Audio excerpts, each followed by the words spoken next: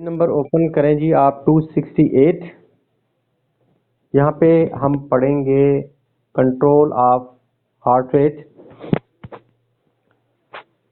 Control of heart rate मतलब हमारा दिल जो है इसकी एक फिक्स हार्ट रेट नहीं है, एवरेज हो सकती है।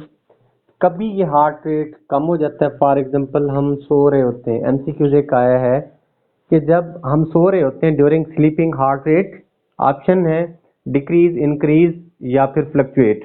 तो सही आंसर होता है फ्लक्चुएट, कि कभी ये कम हो रहा होता है कभी ज़्यादा हो रहा होता है। ठीक हो गया। अमूमन ये 60 तक आ जाता होता है।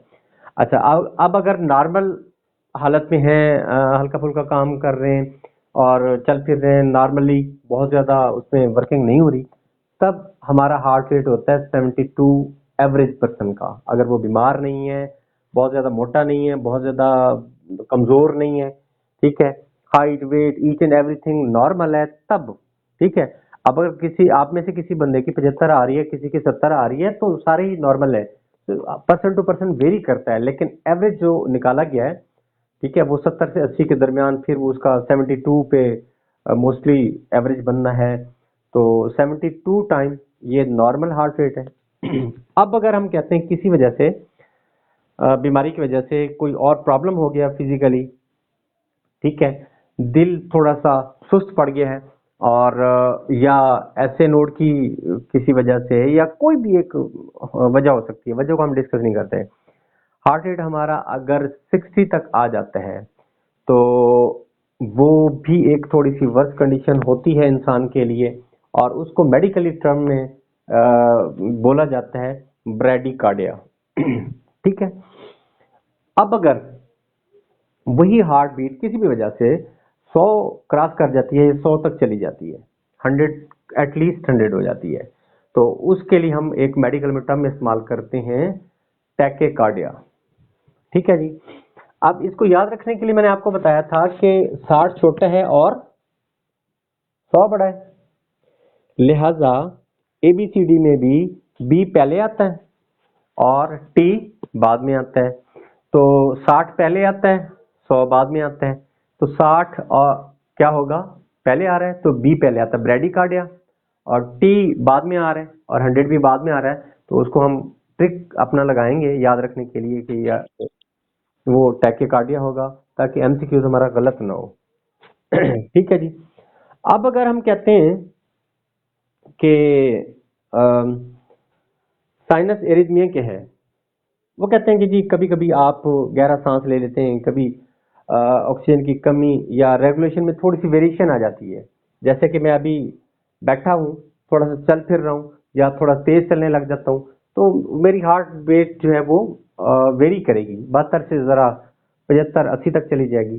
ठीक है, ये नॉर्मल है। डिमांड ऑफ द बॉडी है, ऑक्सीजन की जितनी रिक्वायरमेंट होगी बॉडी को, उस हिसाब से अगर आपका हार्ट रेट ऊपर नीचे हो रहा है, तो इसके लिए एक टर्म इस्तेमाल की जाती है साइनस एरिथमिया। ठीक है, यानी कि जो रिदम है 72 वाला वो टूट रहा है, रिदम का अगेंस्ट है, एंटी है एरिथमिया। ठीक है, तो इसको हम कहते हैं साइनस एरिथमिया। ये नॉर्मल कंडीशन है, ये कोई एक प्रॉब्लम नहीं है। ठीक है, ये नॉर्मल फिनोमिना है। अच्छा, उसके बाद है जी प्री मैच्योर बीट। वो कहते हैं कि जी जो एक बीट और दूसरी बीट के दरमियान में जितना टाइम है ना, वो उस टाइम से पहले अगर कोई एक बीट बन जाती है, कॉन्ट्रैक्शन हो जाती है, तो उसको कहते हैं premature beat. Premature beat. ठीक है जी। और उसके लिए वो कहते हैं कि जब कोई इंसान कैफीन ले लेता है, चाहे निकोटीन सिगरेट वगैरह, उसके अंदर निकोटीन होती है, या कोई उसको प्रेशर होता है, स्ट्रेस लिया होता है उसने साइकोलॉजिकली, तो इस तरह से उनका जो ये दिल है ना, इस तरह की छोटी मोटी डिजीज में हो जाता है। इसको वो कहते हैं जी कि एक्स्ट्रा सिस्टोल्स। एक्स्ट्रा सिस्टोल का क्या मतलब है कि एक दफा कॉन्ट्रैक्शन हुई और फौरी तौर पे दूसरी कॉन्ट्रैक्शन जल्दी होगी, यानी कि पूरी तरह दिल रिलैक्स नहीं हुआ, ठीक है। एक दफा कॉन्ट्रैक्ट होता है, वापस रिलैक्स होगा, ब्लड उसमें भरेगा, फिर कॉन्ट्रैक्ट होगा, ऐसा है ना, वो नॉर्मल बीट। अब एक दफा कॉन्ट्रैक्ट हुआ है, अच्छा, और फिर आगे फिर कॉन्ट्रैक्ट हो गया है, इसको कहते हैं प्री मेच्योर बीट। ओके जी, क्लियर। ये चार पांच टर्म्स हैं जी, चार पांच टर्म्स हैं, इनमें से एमसीक्यूज आने के चांसेस होते हैं।